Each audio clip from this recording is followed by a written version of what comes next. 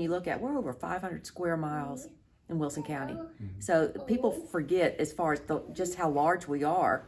And with that, when you look at some of the periphery of the areas, they sustain some serious damage. But then you can come into downtown Lebanon and the water rose so quickly that when you look at the square, and I mean, just within 12 hours after the damage, they had 2 to 3 feet of water in those buildings. And so much of it, people were surprised, but all you had to do was get out and drive.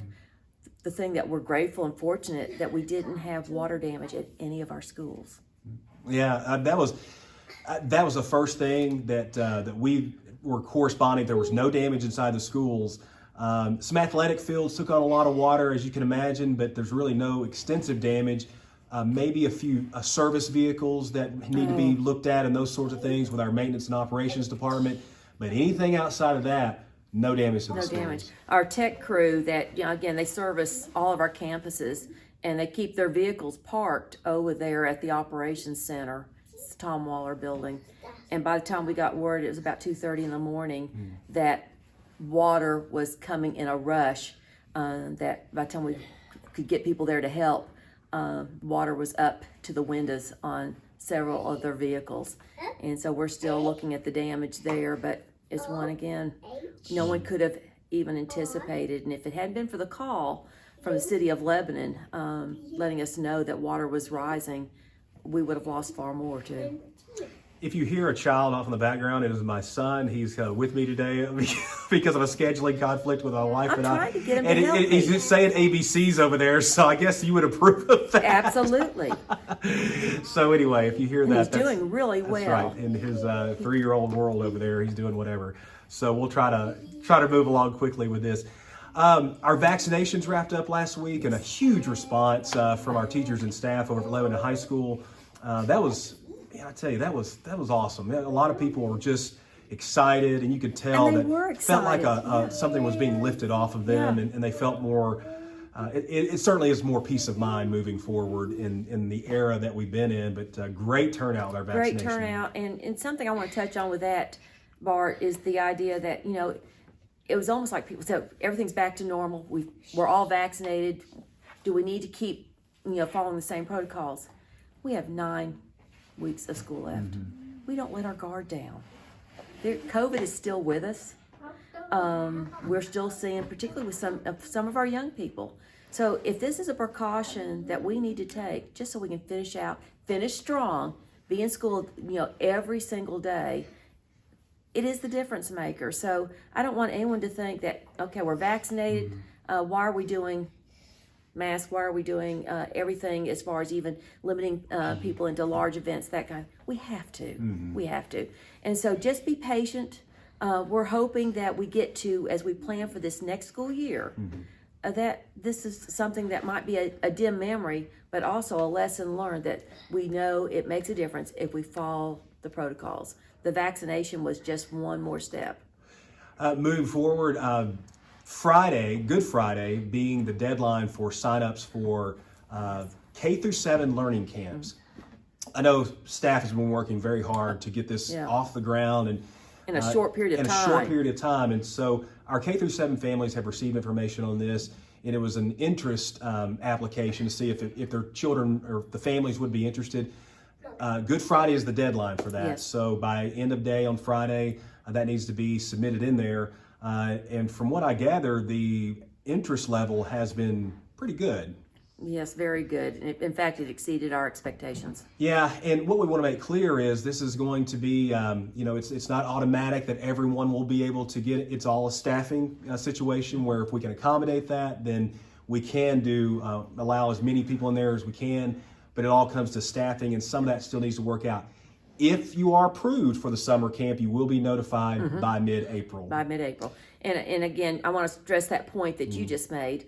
This, again, there's been some questions as far as why is this, right here at the end of the school year and we're just now getting information. Yeah. Well, much of it's dependent as far as what the state placed out there. And if you'll check, you're seeing this with every school district in the state of Tennessee making these kind of plans because it's a state initiative. We are doing the interest piece right now because everything's going to be staff dependent. and looking at the length of time as far as the duration and plus the length of the day is really something that our teachers are weighing. It's not that they don't want to serve, Yeah. but it's the time and coming off of a very difficult year.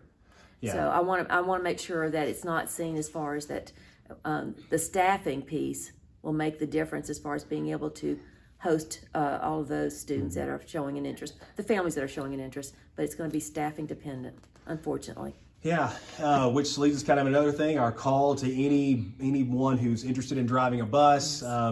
Please give us a call. Cafeteria, food service, volunteers, we appreciate that service. We know that can go for a while, but that's not really ideal for the long term. You know, you want to have cafeteria employees in place and those sorts of things for whatever may come along, but we do say thank you to our volunteers. But bus drivers, cafeteria service, even though the school year is winding down, still give us a call. We'd love to know that interest is there now, or even if it's something you say, okay, maybe I can't do it this school year, maybe in the next school year, particularly bus drivers. And we will work with schedules. I mean, I've had a few people reach out. I have a job during this time. Yeah. Can we work this out? Absolutely. We would be delighted to have you join our family. And also, there's been some questions as far as, can someone outside the county apply? Absolutely, Yes. absolutely. So if you have family members or friends that live outside, particularly the counties that are contiguous to Wilson County, please have them reach out to us. We would love If to they have can them join drive us. to the Wilson County Transportation Department and fire up a bus and get out, Yes. that's what matters. And so, but please reach out to us on that. Lastly, there is a board retreat this weekend, and Yes, Saturday. It is open to the public. Will not be live streamed, and don't know how many people will run out to a board retreat and all that kind of things, but this is for strategic planning, goal setting, and I know you are very you've been. Board retreats are something that you really enjoy because you like to make sure that throughout the time you've been here, because you like to make sure that everyone sees the vision. That's about what it is the vision, and that's what's going to take place on Saturday. It's like going to school. Yeah. We had one last fall. We had 3 new board members coming on board. And so that becomes a time as far as to do a really quick dive into school operations, school budgeting, how things work. Because, again, we're not the business world. We're not a business model. And so that's always something that's, and quit shushing. He's being so good. You're being good. 3 years old, you're wonderful. He's telling us to be quiet now. And so with that, the second part, the spring retreat, it'll be strategic planning, looking forward. What have we accomplished? What do we need to anticipate? Looking at legislative implications. There's a lot that's on the drawing board right now that's come out of the state that we have to be aware of. They have budget implications. We need to talk about what has been brought forward as far as with ESSER dollars, ESSER 1, ESSER 2, and now that we know that there's ESSER 3 that we've are also going to be granted, why our funds are different from what they might be hearing in the news for the surrounding districts. And then we get into the budget preparation. And that's always that spring activity that causes a lot of anxiety because of looking at what we have as far as existing and what we're going to need moving forward. So Saturday's going to be a lot of starting where we are and then looking forward. And the thing that we also, again, we have 2 buildings that need to be addressed as well.